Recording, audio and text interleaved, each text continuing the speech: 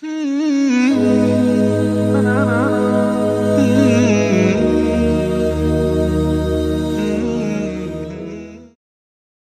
بالله من الشيطان الرجيم بسم الله الرحمن الرحيم وصلى الله على محمد وعلى آله الطيبين الطاهرين الذين أذهب الله عنهم الرجس وطهرهم تطهيرا اللهم صل على محمد وآل محمد ولعنة الدائمة الباقية على أعدائهم ومنكر فضائلهم وغاصب حقوقهم أجمعين من يوم عداوتهم إلى قيام يوم الدين أما بعد يا عباد الله أوصيكم ونفسي بتقوى الله فإن التقوى خير الزاد وبها المعاد وتنفع يوم لا ينفع فيه مال ولا بنون إلا من أطاع الله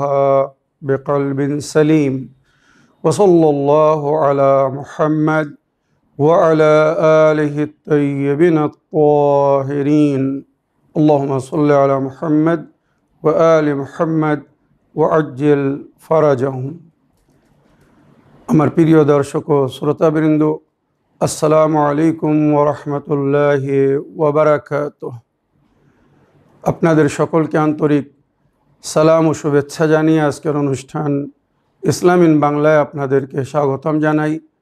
আশা করি আপনারা যে যেখানে আছেন ভালো আছেন, কুশল ও মঙ্গলে আছেন, সুখে থাকুন, শান্তিতে থাকুন, সমস্ত প্রকারের দুঃখ কষ্ট থেকে মুক্তিতে থাকুন। আল্লাহ রব্বুল আলামিনের কাছে এই কামনা করি। যারা অসুস্থ আল্লাহ তাদেরকে সুস্থতা দান করুন, যারা ঋণে ভুগছে আল্লাহ তাদেরকে ঋণ মুক্তি করুন।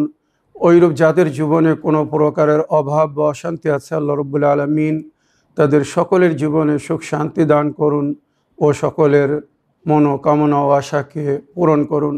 আমাদের সকলকে সৎ পথে চলার, অসৎ পথ থেকে দূরে থাকার এবং এক অপরকে সৎ উপদেশ দেওয়ার তৌফিক দান করুন। আমরা যেন সত্য বা হক জিনিসকে জেনে শুনে মেনে তার উপরে আমাল করে সেটা অন্যদের সামনে তুলে ধরতে পারি বা সকলের কাছে পৌঁছে দিতে পারি। আল্লাহ রব্বুল আলামিন আমাদেরকে সেই মনোবল ও নেক তৌফিক দান করুন। আমিন ইয়া রাব্বাল আলামিন। আল্লাহুম্মা সাল্লি আলা মুহাম্মদ ওয়া আলি মুহাম্মদ। এই দোয়ার সঙ্গে আজকের পর্ব শুরু করতে চলেছি। বিনা কোনো ভূমিকায় সরাসরি আপনাদের পাঠানো প্রশ্নের উত্তর দিতে চাই। তাই আসুন দেখি কোথা থেকে কে কী প্রশ্ন করছেন। আগে একটি লিখিত চিঠি পড়ব, তারপরে ইনশাআল্লাহ আপনাদের পাঠানো ভয়েসমেল বা অডিও রেকর্ডিং প্লে করব। আপনাদের প্রশ্ন শুনে তার উত্তর দেওয়ার চেষ্টা করব। সালামুন আলাইকুম ওয়া রাহমাতুল্লাহি ওয়া বারাকাতুহু। হুজুর, আমি মুর্শিদাবাদ থেকে আলিয়া বলছি।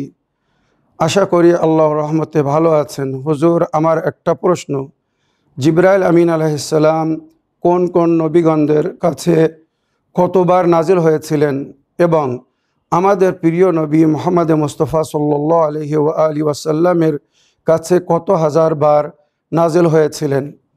এই বিষয় নিয়ে একটু আলোচনা করবেন। আপনি ভালো থাকবেন, সুস্থ থাকবেন। খোদা হাফিজ, ফি আমানিল্লাহ। ওয়ালাইকুম আসসালাম ওয়া রাহমাতুল্লাহি ওয়া বারাকাতুহু। আমার প্রিয় বোন আলিয়া বিবি, আপনার চিঠি লেখার জন্য আপনাকে ধন্যবাদ জানাই। আপনি জানতে চেয়েছেন যে জিবরাইল আমিন আলাইহিস সালাম এই বিশ্বে কতবার এসেছিলেন, অর্থাৎ কোন কোন নবীর কাছে উনি এসেছিলেন, আর আমাদের প্রিয় নবী হযরত মুহাম্মদ মুস্তাফা সাল্লাল্লাহু আলাইহি ওয়াসাল্লামের কাছে উনি কতবার এসেছিলেন। তো এ বিষয়ে যেটি আমরা ইসলামিক ইতিহাস বা তাফসিরের মধ্যে পেয়েছি সেটা হচ্ছে যে আল্লাহর পায়গাম, আল্লাহর ওয়াহি বা রিসালাত পৌঁছানোর দায়িত্ব জিবরাইল আমিন ফেরেশতার ছিল। যে সমস্ত নবীরা রিসালাত পেয়েছিলেন, যাদেরকে সহিফা বা শরীয়ত দেওয়া হয়েছিল, জিবরাইল আমিন সেই সমস্ত নবীদের কাছে বা রসুলদের কাছে এসেছিলেন। তবে আমাদের প্রিয় নবী হযরত মুহাম্মদ মুস্তাফা সাল্লাল্লাহু আলাইহি ওয়াসাল্লাম ওনার দরবারে বা ওনার কাছে কতবার এসেছিলেন এ বিষয়ে কোয়ান্টিটি লিমিট, মানে কতবার এসেছিলেন, কোথাও কোরআন তাফসির বা রওয়ায়াতের মধ্যে এটা উল্লেখ হয়নি। হ্যাঁ, এতটুকু বলা যায় যে নবী করিম সাল্লাল্লাহু আলাইহি ওয়াসাল্লামের কাছে যখন উনি ওয়াহি বা আয়াত নিয়ে আসতেন, কোরআনের 6666টি আয়াত উনি নিয়ে এসেছিলেন। তবে এর জন্য কতবার এসেছিলেন এটাও বলা হয়নি, কেননা কোরআনের কিছু সূরা একত্রিতভাবে অবতীর্ণ হয়েছিল, তবে বড় বড় সূরাগুলো একসঙ্গে অবতীর্ণ হয়নি। এটা বিভিন্ন সময় বিভিন্ন স্থানে প্রয়োজন হিসাবে বা সমস্যার সমাধান হিসাবে আল্লাহর তরফ থেকে জিবরাইল আমিন আলাইহিস সালামের মাধ্যমে নবীকে ওহী করা হয়েছিল, বা নবীর কাছে আল্লাহর হুকুম জিবরাইল আমিন পৌঁছেছিলেন। তো অনেক সময় একটি আয়াত, অনেক সময় দুটি আয়াত, অনেক সময় 4টি বা 5টি আয়াত, 10টি আয়াত, 20টি আয়াত, 50টি আয়াত কি 100টি আয়াত, এইভাবে জিবরাইল আমিন আল্লাহর যেভাবে হুকুম হতো প্রয়োজন হিসাবে আল্লাহর আদেশ অনুযায়ী লৌহে মাহফুজ থেকে আয়াত নিয়ে নবী করিম সাল্লাল্লাহু আলাইহি সাল্লামের কাছে পৌঁছে দিতেন। আর যেটা আমরা ইসলামিক ইতিহাস বা তাফসিরের মধ্যে পেয়েছি, প্রিয় নবী করিম সাল্লাল্লাহু আলাইহি সাল্লামের কাছে যখন জিবরাইল আমিন আসতেন, তো ফেরেশতা নূরের তৈরি, নিরাকার, তাকে কেউ দেখতে পাবে না, শুধু তারাই দেখতে পাবে যাদেরকে আল্লাহ অনুমতি দিয়েছেন, যাদের চোখের থেকে আল্লাহ এই মাদ্দি পর্দাকে সরিয়ে দিয়েছেন। আর এনারা হচ্ছেন নবী বা ইমাম। নবী বা ইমাম ছাড়া ফেরেশতাকে আর বিশেষ করে জিবরাইলকে দেখার ক্ষমতা অন্য কাউকে দেওয়া হয়নি। সুতরাং আমার প্রিয় বোন, আশা করি আপনার প্রশ্নে আপনি উত্তর পেয়েছেন। সঠিক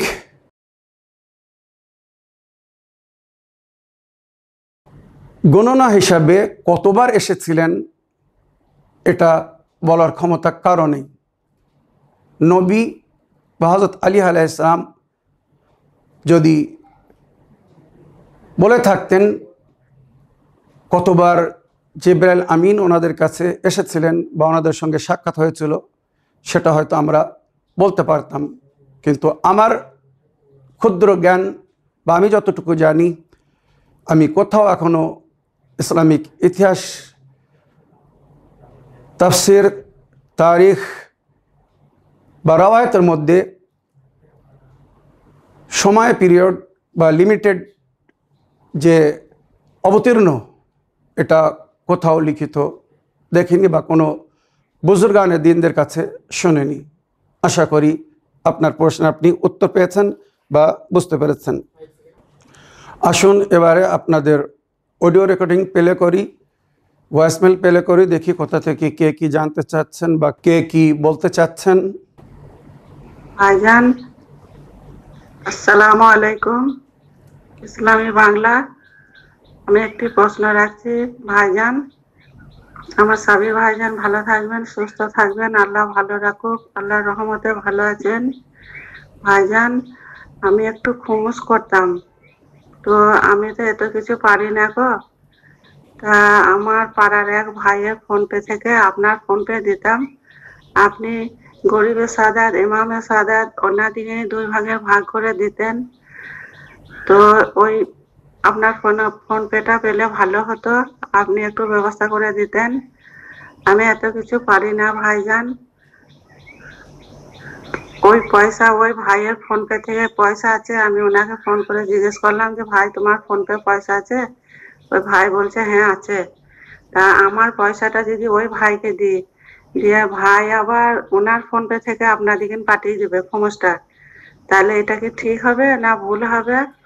এটা একটু বলবেন। এই প্রশ্নের উত্তরটা আমাকে যদি তাড়াতাড়ি দিতেন, বা আপনার ফোন পে নাম্বারটা যদি আমি পেতাম, বা আপনার অনুমতি না নিয়ে তো আপনার ফোন নাম্বারটা নেওয়া যাবে না, তাহলে আমি হাবিবুল্লাহ খান সাহেব ভাইজানের কাছে আপনার নাম্বারটা নিয়ে আপনার ফোন পেতে দিতাম, আপনি 2 ভাগে ভাগ করে দিতেন। আপনি ভালো থাকবেন, সুস্থ থাকবেন, আল্লাহ রাব্বুল আলামিন আপনাকে ভালো রাখুক, সুস্থ রাখুক। ভাইজান আমি যদি শিগগিরই নাম্বারটা পেতাম তাহলে পয়সাটা আমি দেওয়ার চেষ্টা করতাম। আসসালামু আলাইকুম রহমতুল্লাহি ও বারাকাতুহু। ওয়ালাইকুম আসসালাম রহমতুল্লাহি ওবরাকাতুহ। আমার প্রিয় বোন, আপনার ভয়েসমেলের জন্য আপনাকে ধন্যবাদ জানাই। আপনি হোমসের পয়সা পাঠাতে চান, তাই এ বিষয়ে আমার সহযোগিতা চেয়েছেন বা আমার ফোনপে নম্বর চেয়েছেন। আমার প্রিয় বোন, যদি সম্ভব হয় তো এটা আপনি সরাসরি চ্যানেল উইনকে পাঠিয়ে দিন। চ্যানেল উইনের সমস্ত অনুষ্ঠানে অ্যাকাউন্ট নম্বর বা জিপে নম্বর শো করা হয়, আশা করি এখানেও শো করা হবে। তো আপনি আপনার হোমসের পয়সা সাহমে ইমাম চ্যানেল উইনকে পাঠিয়ে দিতে পারেন। এখান থেকে দিনের খেদমত হচ্ছে, দিনের কাজ হচ্ছে। আর চ্যানেল উইনের কাছে মারাজে কেরাম, মুজতাহিদগণ যাদের আমরা তাকলিদ করি, তাদের অনুমতি বা এজাজা আছে। তবে চ্যানেল উইন সাহমে সাদাত অ্যাকসেপ্ট করে কিনা আমি জানি না বা বলতে পারবো না, কেননা মারাজে কেরাম যে এজাজা দেন, অনুমতি দেন, ওটা সাহমে ইমাম গ্রহণ করার জন্যে। ওখানে মারজায়ে তাকলিদ উদাহরণস্বরূপ আয়াতুল্লাহ সিস্তানি সাহেব বা আগায় খামনাই সাহেব বা অন্য মারাজে কেরামরা লেখেন যে আপনারা প্রয়োজন হিসাবে সাহমে ইমাম কালেক্ট করতে পারেন, নিতে পারেন বা জমা করতে পারেন, আর প্রাপ্য ব্যক্তিদেরকে বা প্রয়োজনীয় স্থানে সেটা খরচও করতে পারেন। তবে অনেককে পরিপূর্ণভাবে খরচ করার অনুমতি থাকে, আবার কিছুদেরকে 50%, কিছুদেরকে 1/3, মানে সাহমে ইমাম যেটা আপনারা সাধারণ মমিনিনদের কাছ থেকে, মোমেনাতদের কাছ থেকে নেবেন বা জমা করবেন, তার 50% আপনারা খরচ করতে পারবেন, আর 50% মারজায়ে কেরামের দফতরে ইরান বা ইরাক, যেখানে ওনাদের মেন অফিস, ওখানে পাঠিয়ে দিতে হবে। আবার কিছুকে 1/3 ইউজ করার অনুমতি থাকে। তো আমার জ্ঞান বা সন্ধান হিসাবে এইভাবে সাধারণ পাবলিককে, মুমিনিনকে বা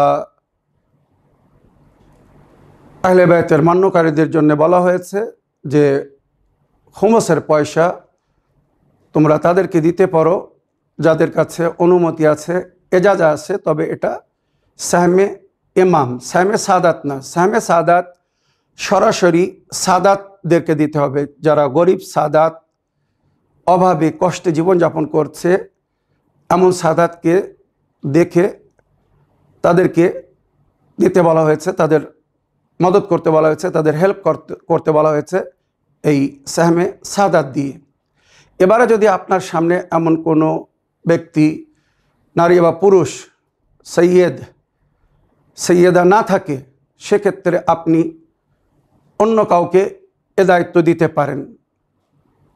তবে যাকে পয়সা দিবেন বা যার কাছে পাঠাবেন সে যেন মমিন হয়, আমানতদার হয়। আমাদের মাঝখানে কিছুরা আছে তারা আমানাতে খেয়ানত করছে। অনেক সময় তাদেরকে আমাদের ভিউয়ার্সরা, দর্শকরা বা গ্রাম্য মুমিনিনরা পয়সা দিচ্ছে কোথাও পৌঁছে দেওয়ার জন্যে, কিন্তু তারা সঠিক সময়ে বা নির্ধারিত পরিমাণ সেখানে পৌঁছাচ্ছে না, যার সরাসরি নালিশ করা হয়েছে। তাই আমি এই কথা বলতে বাধ্য হলাম। আপনারা যদি চ্যানেল উইনকে পয়সা পাঠাতে চান, সাহমে ইমাম হোক, ডোনেশন হোক বা জাকাত খুমুসের পয়সা হোক, সরাসরি চ্যানেল উইনকে পাঠিয়ে দিবেন। আর নইলে এমন ব্যক্তির হাতে দিবেন যে আমানতদার, আর তার কাছ থেকে চ্যানেল উইনের রসিদ নেবেন। আর চ্যানেল উইনকে আপনারা ভয়েস মেল করে বা লিখে জানিয়ে দিবেন যে আমি অমুক ব্যক্তিকে এত টাকা দিয়েছি, অমুক ব্যক্তির কাছে এত টাকা পাঠিয়েছি চ্যানেল উইনকে দেওয়ার জন্যে। ওটা কি উদ্দেশ্যে দিয়েছেন, ডোনেশন বা কোনো বিশেষ উদ্দেশ্য নিয়ে, বা সাহমে ইমাম উল্লেখ করবেন। এই টাকাটা আপনারা পেয়েছেন কিনা একটু জানাবেন, তখন আমরা টিভিতে বলে দেবো। তো অটোমেটিক আপনি বা আপনারা বুঝতে পারবেন যে আপনার পয়সা সঠিক জায়গায় পৌঁছেছে কিনা। আমার প্রিয় বোন, আশা করি আপনি বুঝতে পেরেছেন। এবারে আমি আমার ব্যক্তিগত বিষয় বলতে চাই। আমি নিজেকে এই দায়িত্ব থেকে সবসময় মুক্ত রাখতে চাই। আমার অনেক কাজ আছে, অনেক বিষয় নিয়ে আমি জড়িয়ে আছি। আপনি যদি ওই পয়সাটা আমার কাছে পাঠিয়ে দেন, আপনি দায়িত্ব থেকে মুক্ত হয়ে যাবেন, কিন্তু আমার দায়িত্ব বেড়ে যাবে। ওই পয়সাটা যতক্ষণ সঠিক জায়গায় বা প্রাপ্য ব্যক্তির কাছে পৌঁছে না দেব, আমি দায়ী হব বা দায়ী থাকব। খোদা না করুক, যদি আমি সময়ে সঠিক ব্যক্তির কাছে পৌঁছে না দিই বা যদি কোনো ভুল ব্যক্তিকে দিই, আপনি হয়তো আমাকে ক্ষমা করে দেবেন, কিন্তু আল্লাহ রসুল বা আহলে বাইত, ইমাম, সাহমে ইমাম যাদের হক বা যার হক, সে কিন্তু আমাকে ক্ষমা করবে না। তাই আমি সবসময় আল্লাহ রসুলের ভয় করে চলি। আমানাতে খেয়ানত করা মহাপাপ। এখানে হয়তো কেউ দেখছে না, কিন্তু যার হক সে কিন্তু দেখছে। যুগের ইমাম আমাদেরকে দেখছেন। এখানে যদি হিসাব নাও নেন, অবশ্যই নেবেন। জোহরের পরে যারা ইমামের মাল খেয়েছে বা খাচ্ছে, এক এক পয়সার হিসাব তাদেরকে দিতে হবে। তবে যদি এখানে তার হিসাব না হয়, জোহরে ইমামের আগে যদি সে মারা যায়, তো পরকালে তাকে হিসাব দিতে হবে, আর তার হিসাব বড় কঠিন হবে। হ্যাঁ আমার প্রিয় বোন, কিছু সময় বা কখনো কখনো আমি সাহমে সাদাত, প্রাপ্য সৈয়দ সাদাত ব্যক্তিদের কাছে পৌঁছে দেওয়ার জন্যে গ্রহণ করি। আমি যেখানে আছি, যে শহরে আছি, আর যে মসজিদের সঙ্গে আমি জড়িত, ভারতের সবচেয়ে বড় মসজিদ আর সেন্ট্রাল মসজিদ যাকে বলা হয়, মোগল মসজিদ, ওখানে সবাই আসে। ওটা একটা সেন্ট্রাল জায়গা। প্রাপ্য ব্যক্তিরা, প্রয়োজনীয় ব্যক্তিরা, গরিব সৈয়দরা আসে নিজের প্রয়োজন নিয়ে। কেউ নিজের কন্যার বিবাহের জন্যে সাহায্য চাইতে আসে, কেউ নিজের চিকিৎসার জন্য বা নিজের পরিবারের বাল বাচ্চাদের চিকিৎসার জন্য পয়সা চাইতে আসে, আবার কেউ নিজের বাচ্চাদের টিউশন ফিস, স্কুল ফিস বা ইউনিফর্ম, বইপত্র কেনার জন্যে তারা সাহায্য চাইতে আসে। খুব কষ্ট লাগে তাদেরকে দেখে। তো যদি আমার কাছে সাহমে সাদাত থাকে বা আমার কোনো পরিচিত ব্যক্তির কাছে সাহমে সাদাত থাকে, তার কাছে পাঠিয়ে দিই। নইলে তাকে বলি, আপনি সাহমে সাদাত আমার কাছে পৌঁছে দিন, এখানে কিছু প্রাপ্য ব্যক্তিরা আছে, তাদেরকে দিয়ে দেব। তো যারা আমার উপরে বিশ্বাস রাখে, ভরসা রাখে, যারা জানে যে এই ব্যক্তি আমানাতে খেয়ানত করবে না বা করে না, তারা বিনা কোনো সংকোচে, তারা কখনো আমার কাছে রিসিপ্টও চায়নি, কোনো রসিদ চায়নি, কেন তারা জানে যে এই ব্যক্তি পয়সা মিসইউজ করবে না বা মিসইউজ করে না। তো এইভাবে যদি আপনি সাহমে সাদাত বা সাহমে ইমাম এই বিশ্বাসের সঙ্গে যদি আমাকে পাঠাতে চান, যেমন আপনি বলেছেন যে আপনি প্রাপ্য ব্যক্তির কাছে পৌঁছে দেবেন। উদাহরণস্বরূপ যেমন আমি বলি, আমি মসজিদে থাকি বলে অনেক সময় মুমিনরা জাকাত বা খুমুসের পয়সা এনে আমাকে দেয়। তারা কিন্তু আমাকে কোনো বিশেষ ব্যক্তিকে দেওয়ার জন্যে বলে না। তো অনেক সময়, মানে অধিক সময় আমি সাহমে ইমামের পয়সা চ্যানেল উইনকে এনে দিয়ে দিই, কারণ এখান থেকে দিনের কাজ হচ্ছে, বড় খেদমত হচ্ছে। এরা প্রাপ্য ব্যক্তিদের পরিপূর্ণ সহযোগিতা করছে, ছাত্র ছাত্রীদের মদত করছে, কওমের উন্নতির জন্য কাজ করছে, ইনস্টিটিউট বা বিভিন্নভাবে এরা মদত করছে। এছাড়া এই যে দিনের তাবলিগ হচ্ছে চ্যানেলের মাধ্যমে, বিভিন্ন অনুষ্ঠান প্রোগ্রামের মাধ্যমে এই সমস্ত রেকর্ড করতে, এইগুলো বিভিন্ন বক্তা, ওলামাগণ, মুরব্বীগণ, ডাক্তার, ইঞ্জিনিয়ার, আপনারা জানেন সমাজের বিশেষ ব্যক্তিদেরকে ডেকে এই সমস্ত যে প্রোগ্রাম রেকর্ড করাচ্ছেন, সমাজকে সুন্দর শিক্ষা দেওয়ার জন্যে, কমিউনিটিকে বা আল্লাহর বান্দাদেরকে গাইড করার জন্যে, এর জন্য কিন্তু অনেক পয়সার খরচ হয়। প্রতি মাসে কয়েক লক্ষ টাকা খরচ হচ্ছে। তাই আপনাদের কাছে আমি অনুরোধ করব, যদি সম্ভব হয় তো আপনারা নিজের ক্ষমতা অনুযায়ী ডোনেশনের মাধ্যমে হোক বা জাকাত খুমুসের মাধ্যমে হোক চ্যানেল উইনকে সহযোগিতা করতে পারেন। ইনশাআল্লাহ আপনার পয়সা সঠিক জায়গায় খরচা হবে আর সঠিক জায়গায় পৌঁছে যাবে। তো আমার প্রিয় বোন, যদি আপনি আমাকে ওই পয়সা পাঠাতে চান, আর যদি আপনি অনুমতি দেন বা বলেন যে হুজুর আপনাকে আমি এখতিয়ার দিলাম, আপনি যেখানে ইচ্ছা, মানে প্রাপ্য ব্যক্তির কাছে এই আমানত পৌঁছে দিবেন। সাহমে সাদাত প্রয়োজনীয় সৈয়দ ব্যক্তিকে দিয়ে দেবেন, আর সাহমে ইমাম যাদের কাছে অনুমতি আছে বা যেখানে দিতে বলা হয়েছে আপনি যদি সেখানে পৌঁছে দেন তো ধন্য বা কৃতজ্ঞ হব। তো সেক্ষেত্রে আপনি হাবিবুল্লাহ খান সাহেব, আলী রেজা সাহেব, এনাদের সঙ্গে যোগাযোগ করে আমার ফোনপে, জিপে বা পেটিএম নম্বর নিয়ে ট্রান্সফার করতে পারেন। তবে ওখানে ক্লিয়ারলি উল্লেখ করবেন যে এই পয়সাটা কোন পয়সা।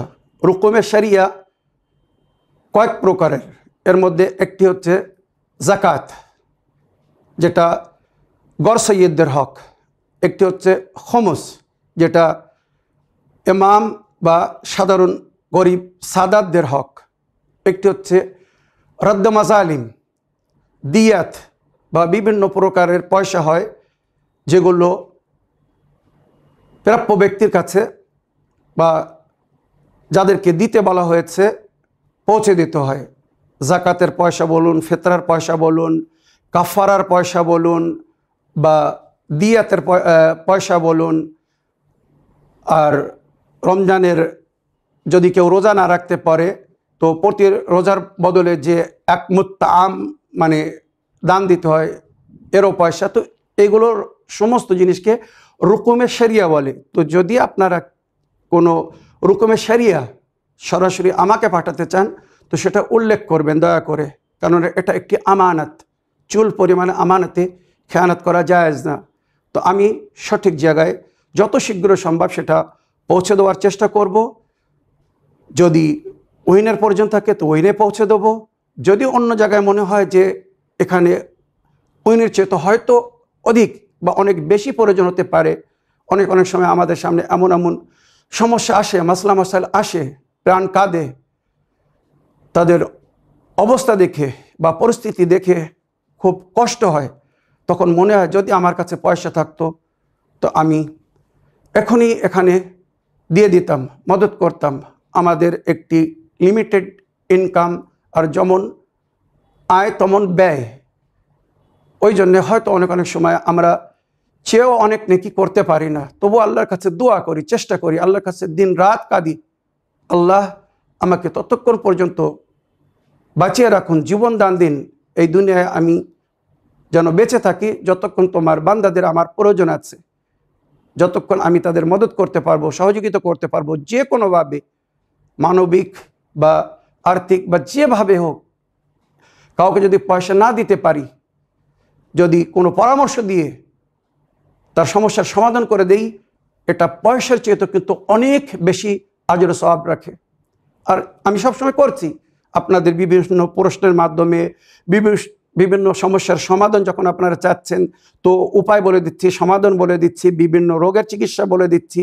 যেখানে আপনারা যদি ডাক্তারের কাছে বা হসপিটালে গিয়ে ট্রিটমেন্ট করতেন তো হয়তো কয়েক হাজার টাকা খরচা হতো, সেখানে আপনারা খুব সামান্য মূল্যের নিজের ঘরেলু ট্রিটমেন্ট বা আয়ুর্বেদিক বা অনেক সময় রুহানি স্পিরিচুয়াল ট্রিটমেন্টের মাধ্যমে ভালো হয়ে যাচ্ছেন। তো এগুলোও কিন্তু আল্লাহর পথে এক ধরনের নেকি বা সাদকা বলা হয়েছে। তো আমার প্রিয় বোন, আমি আপ্রান্ত চেষ্টা করি যতক্ষণ বেঁচে আছি আল্লাহর বান্দাদের খেদমত করার। এটা নবী বলেছেন, আল্লাহ ইয়াকুনু ফি আউনি আবদে মা দামাল আবদু ফি আউনি আখি। আল্লাহ তার বান্দার ততক্ষণ পর্যন্ত মদত করে যতক্ষণ সে তার ভাইদের মদত করে বা খেয়াল রাখে। তো আমি যদি অন্যদের খেয়াল রাখি, আল্লাহ আমার খেয়াল রাখবেন। এজিদের বাপ ইমামে হাসান আলাইহিস সালামকে পরামর্শ দিচ্ছিল, হাসান এই ধন দৌলত এইভাবে অপচয় করো না। বছরে 4 বার মৌসুম হিসেবে ইমামে হাসান আলাইহিস সালাম নিজের ঘরের দরজা খুলে দিতেন, প্রয়োজনীয় সমস্ত জিনিস রেখে খুলে দিতেন, আর বলতেন যার যা প্রয়োজন এসে নিয়ে যাও। তো এজিদের বাপ বলতো এটা অপচয়, তুমি ওই পয়সা তোমার বাল বাচ্চাদের জন্য জমা করে রাখো, তাদের ভবিষ্যতে তাদের কাজে আসবে।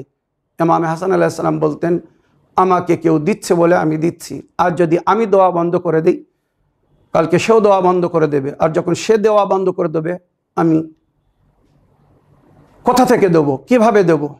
তো মনে রাখবেন, আল্লাহ নিজের বান্দাদেরকে জমিনের উপরে নিজের খলিফা করেছেন, মানে আল্লাহ নিজের কাজ নিজের বান্দাদের মাধ্যমে নিচ্ছেন।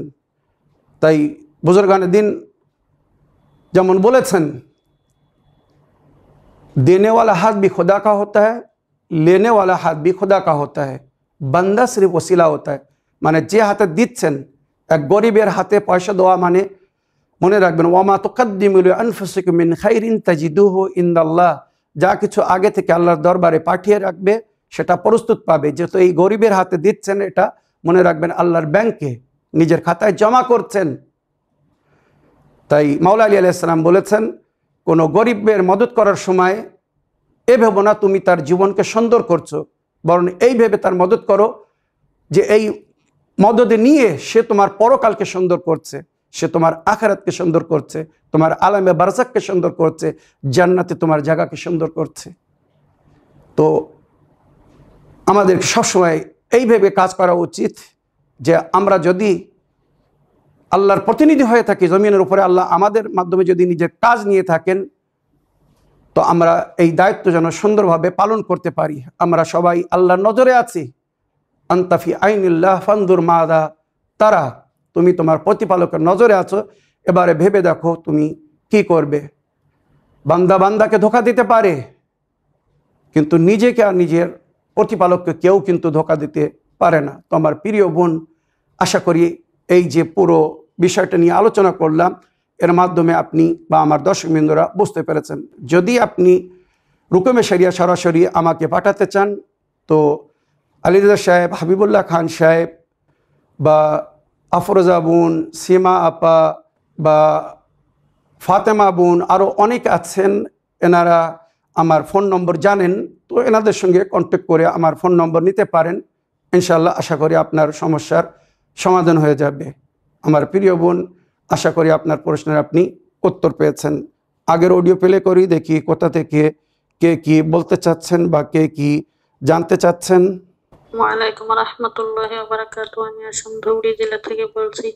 আল্লাহ পাক হুজুর সাহেবকে ভালো রাখুক, সুস্থ রাখুক, সুস্থ সবল শরীরে দীর্ঘ হায়াত নিয়ে দিনের কাজ চালিয়ে যাওয়ার তৌফিক দান করুক, আমিন। হুজুর সাহেব, কথা হচ্ছে, আমার বাবা হায়াতে জিন্দেগি আমাদের গ্রামের মসজিদ বাড়ির নিকটে মসজিদের খুব খেদমত উন্নতি করেছে। তো এখন দেখছে এই গ্রামের লোক যে এই বাড়িতে তো গার্জিয়ান নেই, মসজিদ ভেঙেছে। মসজিদটা ভালো আছিল, বাবা খুব মসজিদের খেদমত করেছিল। এই ইলেকট্রিক কাজ হোক, ঘর ঝাড়ু দেওয়া হোক, আর যদি ঘর পরিষ্কার করা লাগছে, মোছা টোছা করা লাগছে, আমরা যাই করে দিয়ে এসছি। তো এখন মানে মসজিদ ভেঙে বিল্ডিং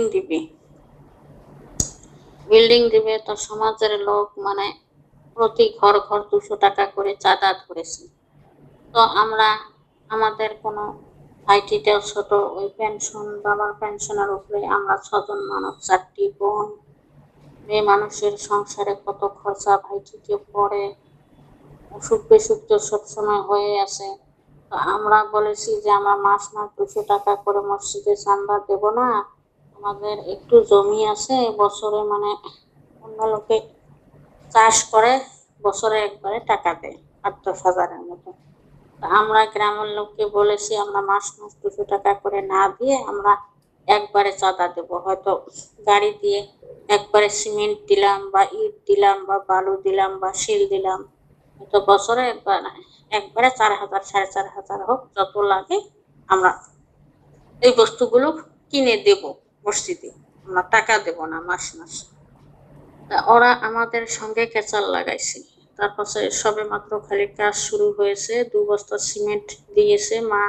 এই মা শরীর ভালো না, ভাইটিটা ছোট মানুষ, এই রৌদ্রের মধ্যে গরমের মধ্যে সিমেন্ট 2 বস্তা নিয়ে এসেছে। আর আমি বালুর গাড়িকে ব্যবস্থা করে রেখেছি, বালু দেবো 1 গাড়ি। ওরা কি করলো, সিমেন্ট 2 বস্তা নিয়ে বাড়িতে ঘুরে দিয়ে গেল, দানের জিনিস, তাও মৃত ব্যক্তি, আমার পিতার জিন্দেগির কামাইয়ের টাকার জিনিস, মৃত ব্যক্তির দানের টাকা ঘুরে দিয়ে গেল বাড়িতে। এখন কি করি, আর একটা মাদ্রাসায়, বাড়ি থেকে অনেক দূরে, আমার শরীর ভালো না, সব সময় অসুস্থ যায়। এই অসুস্থ মানুষ, এই মা টোটোওয়ালা কত টানা হেঁচড়া করে আবার ওই টোটোতে উঠালো মা, ওই সিমেন্টের বস্তা, কত কষ্ট করে ওই সিমেন্টের বস্তাগুলো অন্য মাদ্রাসায় দিয়ে আসলাম। ওখানে মাদ্রাসার শিশুরা থাকবে, ঘর উঠাচ্ছে। তো এখন কথা হচ্ছে, ভাইটিকে এই মসজিদে নামাজ পড়তে যাইতে দিই না, ওরা হয়তো কেচাল লাগাবে। হুজুর সাহেব, অন্য মসজিদে গিয়ে নামাজ পড়লে এই সামনে মসজিদ রেখে তাহলে কি কোনো গুনাহ হবে? হুজুর সাহেব জানাবেন। আসসালামু আলাইকুম রহমতুল্লাহি ওয়া বারাকাতুহু। ওয়ালাইকুম আসসালাম রহমতুল্লাহি ওয়া বারাকাতুহু। আমার প্রিয় বোন, আপনার ভয়েসমেল আমি শুনলাম এবং আশা করি আমার দর্শকবৃন্দরা বা আপনার এলাকার যারা আমাদের অনুষ্ঠানকে দেখছে, ফলো করছে, তারাও শুনেছেন। আমাদের সমাজে অনেক সময় অন্যায় অবিচার হয়, কিন্তু তার বিচার করার লোক হয় না, অন্যায়ের বিরুদ্ধে বলার লোক হয় না। আপনার পিতা যে মসজিদে এত সুন্দর করে সেবা করে গেছেন, খেদমত করে গেছেন, আজ তার সন্তানদেরকে সেই সেবা খেদমত বা সেই মসজিদে নামাজ পড়া থেকে বঞ্চিত করে দেওয়া হয়েছে। আপনার ভাইয়ের কোনো দোষ নেই, সে গুনাহগার হবে না, দোষ তার না, সে সেখানে যেতে চায় কিন্তু পরিবেশ সেখানে যেতে দিচ্ছে না, বা যারা দায়িত্বে আছে তারা হয়তো আপনার ভাই ওখানে গেলে তারা অস্বস্তি ভোগ করছে, বা হয়তো আপনার ভাইয়ের সঙ্গে ঝগড়া করতে পারে, একটি পরিবেশ খারাপ হতে পারে। মনে রাখবেন, আপনার জন্য এবং আমার সমস্ত দর্শকবৃন্দদের জন্য বলছি, কোনো মসজিদে চাঁদা দেওয়ার আগে একবার ভালো করে তদন্ত করে নেবেন যে এই মসজিদ থেকে সঠিক দিনের শিক্ষা দেওয়া হচ্ছে কিনা। মসজিদ শুধু নামাজ পড়ার জায়গা নয়। নবীর যুগে ইতিহাস যারা জানে তাদের জিজ্ঞাসা করে দেখুন, মসজিদ নামাজ plus Islamic school, college, university বা আদালত হতো। ওখান থেকেই সমস্ত শিক্ষা দেওয়া হতো, ওখান থেকেই সমস্ত বিষয়ে সিদ্ধান্ত নেওয়া হতো। অন্যায় অবিচারের বিরুদ্ধে সঠিক বিচার করা হতো। ইসলামিক কোর্ট, আদালত, সিভিল কোর্ট বলুন, হাইকোর্ট বলুন, সুপ্রিম কোর্ট বলুন, সব মসজিদ ছিল। আজ দুঃখের বিষয়, আমাদের মসজিদে কিন্তু সেগুলো হচ্ছে না, যা হওয়ার দরকার।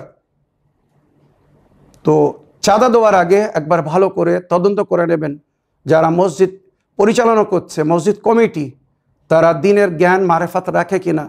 আজ যে মসজিদের কথা আমার বোন বললেন, যদি ওই মসজিদে দায়িত্বশীল ব্যক্তিরা, ইমাম সাহেব বলুন বা কমিটি বলুন, যদি তাদের মধ্যে সেই ইসলামিক দিনই মারেফাত থাকতো, কখনো এই পরিবারের সঙ্গে বা এতিম বাচ্চাদের সঙ্গে তারা ওই ব্যবহার করতো না যেটা তারা করেছে।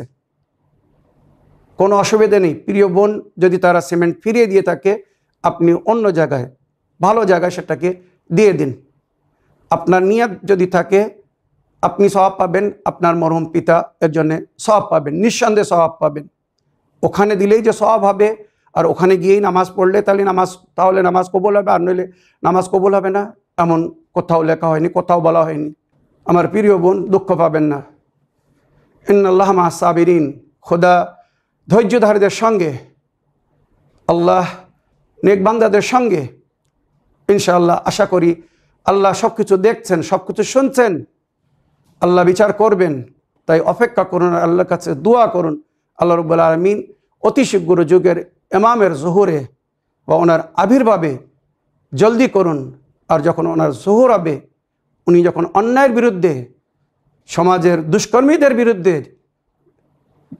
যুদ্ধ করবেন, পদক্ষেপ নেবেন, আমরা যেন নিজের যুগের ইমামের সঙ্গী বা সাথী হতে পারি। আর ওনার রাজত্বকালীন শান্তিপূর্ণভাবে যখন আল্লাহর বান্দারা এই দুনিয়ায় জীবনযাপন করবে, আমরাও যেন সেই সময় বেঁচে থেকে যুগের ইমামের রাজত্বে শান্তিপূর্ণভাবে জীবনযাপন করতে পারি। আমিন ইয়া রাব্বাল আলামিন। এই বলে আমার আজকের বক্তব্য এখানে শেষ করলাম। ওয়া আখিরু দাওয়ানা আলহামদুলিল্লাহি রাব্বিল আলামিন। ওয়াসসালামু আলাইকুম ওয়া রাহমাতুল্লাহি ওয়া বারাকাতুহু।